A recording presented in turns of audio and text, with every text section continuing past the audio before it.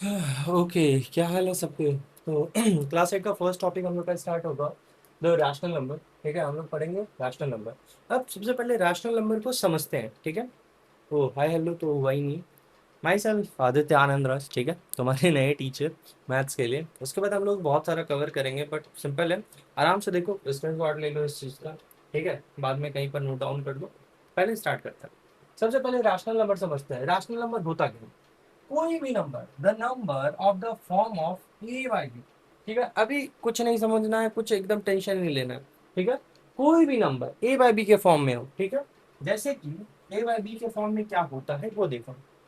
A by B, a यहाँ पर 2, 3, 4, 5, infinity कुछ भी ले सकते हैं, ठीक है। और बी भी 9, 6, 7, 8 कुछ भी ले सकते हैं। तो ये कोई भी फॉर्म ए बाई बी के फॉर्म में रहेगा जहां की ए और बी क्या हो, इंटीजर्स हो। अब इंटीजर्स क्या होता है?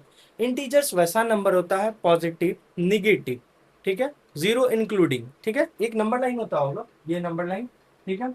ये माइनस इंफिनिटी से प्लस इंफिनिटी तक, ठीक है, बीच में जीरो। यहाँ पर से जो भी नंबर होगा, -1, -2, -3, -4 जाते चले जाएगा। और यहाँ पर पॉजिटिव में 1, 2, 3, 4, 5 और पॉजिटिव में भी जाते चले जाएगा।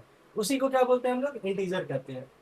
अब यहाँ पर सुनो, the number of the form a by b where a b are integers और b doesn't equals to is one. मतलब बी, ए यहाँ पर जीरो हो सकता है, ठीक है, हो सकता है, 0/1 हो सकता है, ठीक है, 0/2 हो सकता है, पर यहाँ पर बी जीरो नहीं हो सकता है। मतलब 0/0 नहीं हो सकता है, ये नहीं होगा। और 2/0 नहीं हो सकता है। क्यों नहीं होगा? क्योंकि रूल क्या कह रहा है, रैशनल नंबर होने के लिए बी जीरो के बराबर नहीं होगा, ठीक है, जी जीरो के बराबर नहीं होगा बी, ठीक है। R for the rational number, R for the rational number.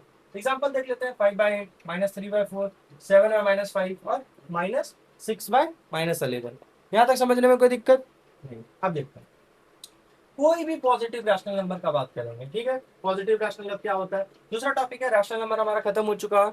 अब बात करते हैं पॉजिटिव रैशनल का। कोई भी ऐसा रैशनल नंबर, रैशनल नंबर क्या, ए या बी के फॉर्म में हो जहां पर b doesn't equals to zero. तो कोई भी रैशनल नंबर, उसको हम पॉजिटिव रैशनल कहेंगे अगर उसका न्यूमरेटर और डिनोमिनेटर, अब न्यूमरेटर और डिनोमिनेटर एक बार देख लेते हैं क्या होता है, ठीक है। जिसको कंफ्यूजन होगा उसको देख लेते हैं।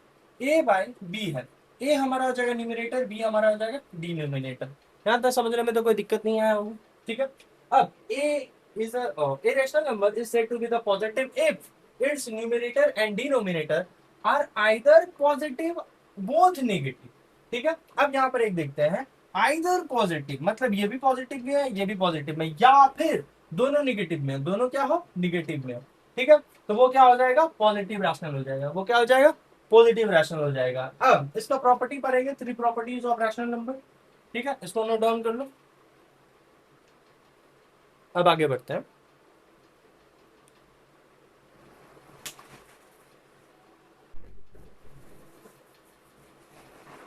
ओके, तो आगे बढ़ते हैं, ठीक है।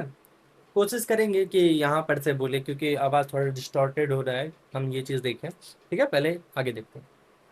तो यहाँ पर 3 प्रॉपर्टीज ऑफ रैशनल नंबर हम लोगों को पढ़ना है। पहला प्रॉपर्टी हम लोग का क्या है? इफ, अगर कोई भी रैशनल नंबर, अगर कोई भी रैशनल नंबर जो कि ए बाई बी के फॉर्म में है एंड एम एक क्या है, नॉन जीरो इंटीजर है। अब सुनो सुनो मेरा बात, टेंशन नहीं लेना, ठीक है। एम एक नॉन जीरो है।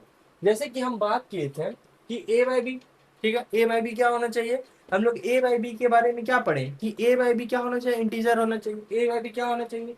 इंटीजर होना चाहिए, ठीक है। क्या होना चाहिए? इंटीजर होना चाहिए। B doesn't equals to zero होना चाहिए। उसी तरीके से अगर यहाँ पर एम नॉन जीरो हो, मतलब ये जीरो के बराबर ना हो, जीरो के बराबर ना हो, ठीक है। सेम चीज, मतलब एम क्या हो सकता है? माइनस में भी हो सकता है, ठीक है, माइनस नेगेटिव में कुछ भी इन्फिनाइट तक हो सकता है नंबर, -1, -2, -3 कुछ भी हो सकता है, ठीक है। और पॉजिटिव में भी पूरा पॉजिटिव हो सकता है, मतलब 1, 2, 3, 4 जहां तक लेकर के जा सकता है। तो अगर ये दो चीज होगा, ए बाई बी एक रैशनल नंबर होगा और एम एक नॉन जीरो इंटीजर होगा, तो ए बाई बी कोई भी नंबर अगर हम लेंगे, कोई भी रैशनल नंबर लेंगे, तो a by b into m, यहाँ पर दिख रहा है a into m, b into m, मतलब ये बाद में कट ही जाना है, ठीक है। एग्जाम्पल देखते हैं, ठीक है। ये देखो -3/4 है, -3/4 है, तो -3 इंटू टू कर रहे हैं और 4 इंटू टू कर रहे हैं, ठीक है। तो आंसर क्या आएगा, सेम ही आएगा, ठीक है। बाद में हम कटा भी सकते हैं, चलो इसको ना सॉल्व करके यहाँ पर देखते हैं, यहाँ पर इसको सॉल्व करके देखते हैं, ठीक है। ये रहा -3/4 इक्वल्स टू -3 इंटू टू, ठीक है। और एक हो गया 4 इंटू टू, यहाँ देखो -6 हो जाएगा बाय 4 2 8 हो जाएगा। अब अगर उसको कटाना होगा तो 2 से कटा देंगे, 2 3 जा 2 4 जा, ठीक है। देखो आंसर सेम आया, -3/4 आया। तो अब इसी चीज को ये भी लिख सकते हैं, ये वाला भी फॉर्म में लिख सकते हैं, हम 3 से भी डिवाइड कर सकते हैं, कोई दिक्कत तो नहीं होना चाहिए, कोई भी दिक्कत नहीं होना चाहिए। इसको भी 4 से हम कर सकते हैं, मतलब सेम नंबर से ऊपर नीचे मल्टीप्लाई तो कर ही सकते हैं, ठीक है। अब इसी चीज को हम लोग क्या बोलते हैं, such rational numbers are called the equivalent rational number. इसी को क्या बोलते हैं, इक्विवेलेंट रैशनल नंबर, ठीक है। ये पूरा स्क्रीनशॉट ले लो, कोई दिक्कत का बात नहीं है। अब प्रॉपर्टी टू के बारे में पढ़ेंगे, प्रॉपर्टी टू के बारे में पढ़ेंगे। प्रॉपर्टी टू क्या है, अगर कोई a बाई बी एक अगर रैशनल नंबर है और m एक क्या है, कॉमन डिवीजर है, m क्या है, कॉमन डिवीजर है, मतलब क्या हुआ, सेम चीज यहां पर भी है, m एक कॉमन डिवीजर है, मतलब जो भी होगा 2 होगा तो ऊपर नीचे 2 होगा, 3 होगा तो ऊपर नीचे 3 होगा, ठीक है। जैसे a बाई बी है, ठीक है, सेम चीज पर डिवाइड मार रहे हैं। अब एक चीज, एक एग्जांपल लेते हैं, यहाँ पर एक एग्जांपल है, दस वी कैन राइट, जैसे -32/40 है, अगर सेम नंबर ये m हो जाएगा, ठीक है, ये क्या हो जाएगा, m हो जाएगा, ठीक है। a यहाँ पर क्या है, मेरा 32 है, a हमारा क्या है 32 है, b हमारा क्या है 40 है, और m हमारा क्या है 8 है। सेम नंबर से अगर डिवाइड करेंगे तो ये आंसर निकलेगा, ठीक है। कोई भी नंबर, जैसे मान के चलते हैं, यहाँ पर लेते हैं एक 40/30, ठीक है, -40/30 लेते हैं, ठीक है। अब इसको अगर हम डिवाइड कर देंगे 10 से, क्या आ जाएगा, -4/3। समझ में आ रहा है ना। अब इसके आगे क्या हम लोग पढ़ेंगे, standard form of rational number, ठीक है। तब तक मैं इसको स्क्रीनशॉट ले लूं।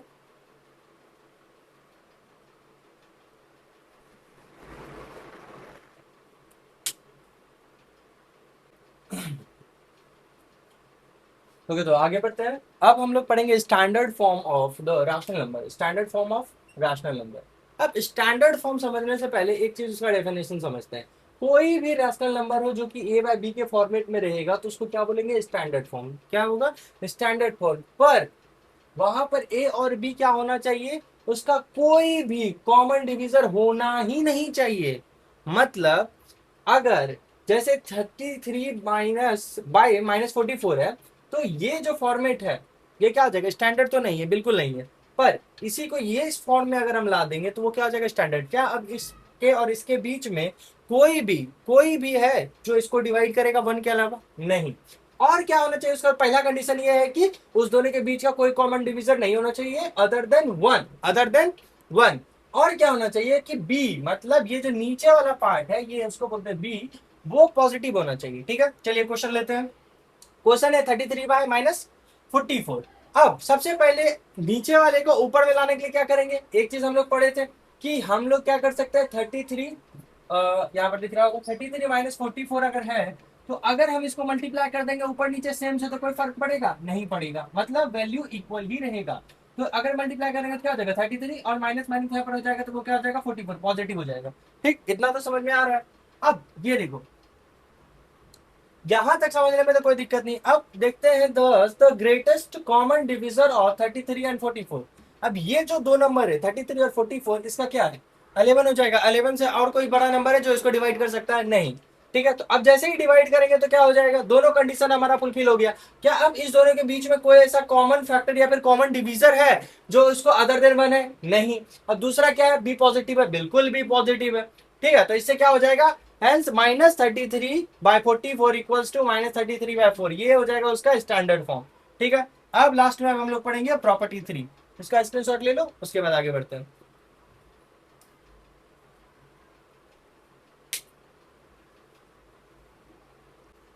ओके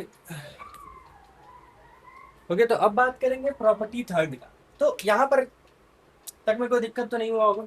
अब लेट मान लेते हैं a by b and c by d कोई दो रैशनल नंबर है, ठीक है, क्योंकि हम लोग तो मान रहे थे a by b is a rational number where a and b are integer and b doesn't equals to 0। Same चीज यहाँ पर क्या हो जाएगा, c by d is a rational number where c and d are integer and d doesn't equals to 0, वो format same रहेगा, ठीक है।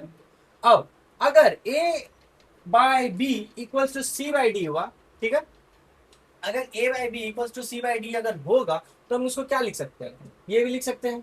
चलो, a by b equals to c by d, तो अब इसको इससे मल्टीप्लाई कर देंगे, इसको इससे मल्टीप्लाई करके लिख सकते हैं। तो मतलब क्या हुआ, a into d equals to b into c. ये चीज बस समझ लो, अगर इस तरीके का कोई फॉर्मेट दिया हुआ है, अगर ए बाई बी, ठीक है, ए बाई बी यहाँ पर देखो, इस चीज को समझो एक सेकेंड में, ठीक है, टाइम लगाओ।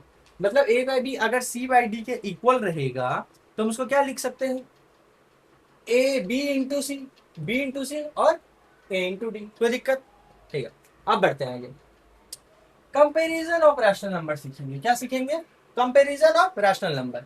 मतलब यहां तक में एक चीज तो समझ गए कि जो भी पॉजिटिव रैशनल नंबर होगा वो हमेशा जीरो से ऊपर होगा, जीरो से ऊपर होगा। जैसे कि एग्जांपल लेते हैं 5/2, ठीक है, 5/2, चलो करके डिवाइड देखते हैं।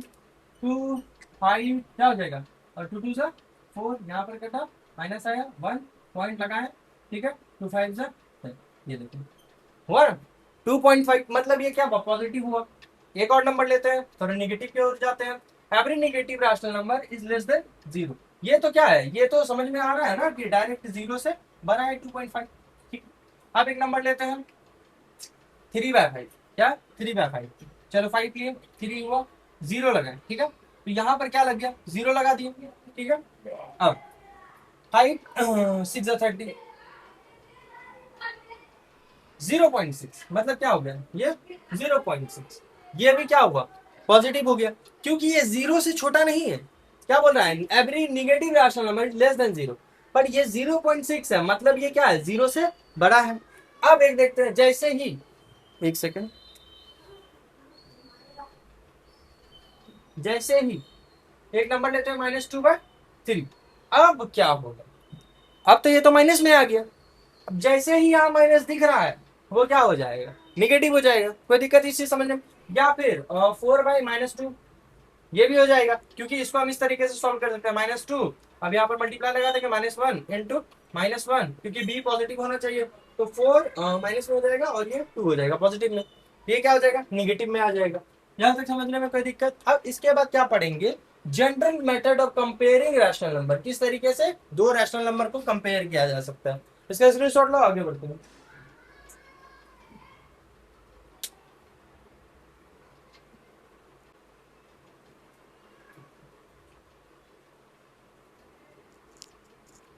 ओके तो अब यहाँ पर देखेंगे general method of comparing rational number.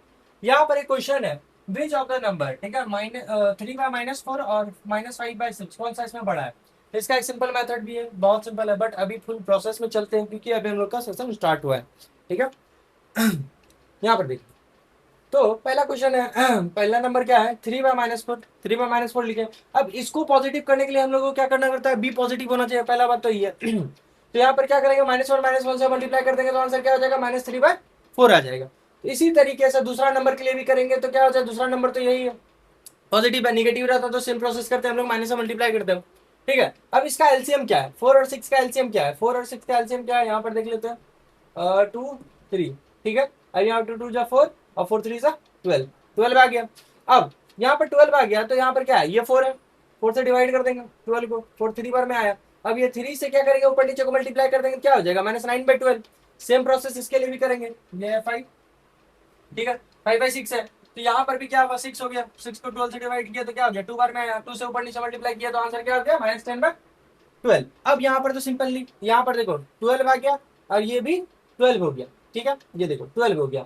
अब ये दोनों 12 हो गया, कंपेयर किस पे करना है, इसी दोनों नंबर पे करना है, कंपेयर क्या करना है, इसी दोनों नंबर में करना है। अब इससे सिंपल पता चलता है कि -9 बड़ा गया, -10 बड़ा, तो इससे तो पता है ना, ये चीज, ये देखो कौन बड़ा है, -9। तो अब यहाँ पर पता चल गया कि -9 बड़ा है, तो अब डायरेक्ट लिख सकते हैं कि -9 अगर बड़ा है तो -9 किस जगह पर यूज कर रहे थे, -9 इस चीज के लिए यूज कर रहे थे, तो -3/4 बड़ा हो गया, ठीक है, एज कम्पेयर टू -5/6, ठीक है। अब इसका एक सिंपल तरीका क्या है, देखो 3/-4 है, ठीक है, और -5/6 है। अब यहाँ पर डायरेक्ट देखो, इसको इसको मल्टीप्लाई नहीं कर पाएंगे क्योंकि इसको पहले पॉजिटिव होना पड़ेगा, तो क्या हो जाएगा, -3/4, उसके बाद क्या हो जाएगा, -5/6, चलो इसको थोड़ा मिटा देते हैं, उसके बाद आगे बताते हैं।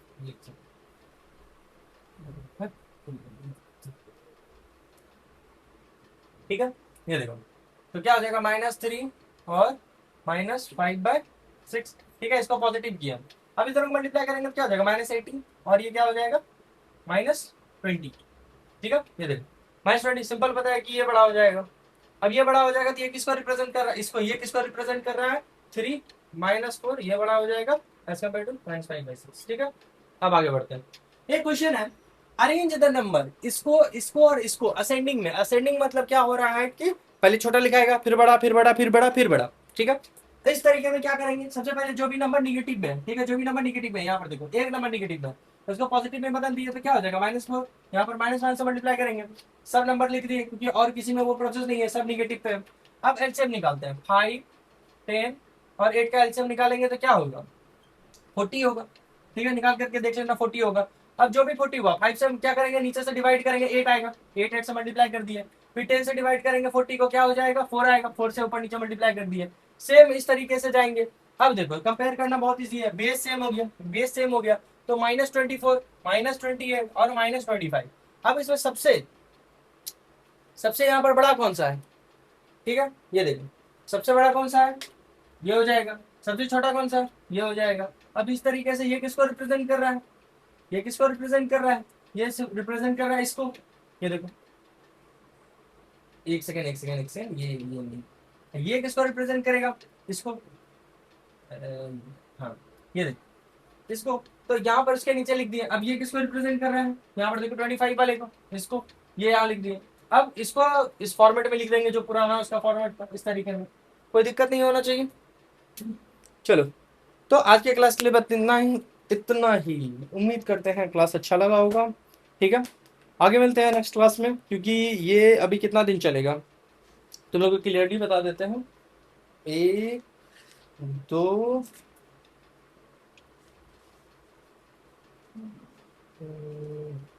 2,